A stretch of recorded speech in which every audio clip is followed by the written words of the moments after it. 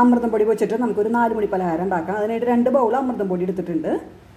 Same ബൗളിൽ 1 bowl ഗോതമ്പ് പൊടി, ഒരു പിഞ്ച് ഉപ്പ്, 1 ടീസ്പൂൺ ജീരകം, കുറച്ച് എള്ള് ചേർക്കുന്നുണ്ട്, 1 ബൗൾ തേങ്ങ ചിരകിയത്, 3 അച്ച് ശർക്കര മെൽറ്റ് ചെയ്താണ് കുറേശ്ശെ ഒഴിച്ചു കൊടുക്കുന്നത്. ചൂടോടുകൂടി തന്നെ ഒഴിച്ചു കൊടുത്തോളൂ കേട്ടോ. കുറച്ച് ഏലക്കായ ചതച്ചെടുത്താണ്.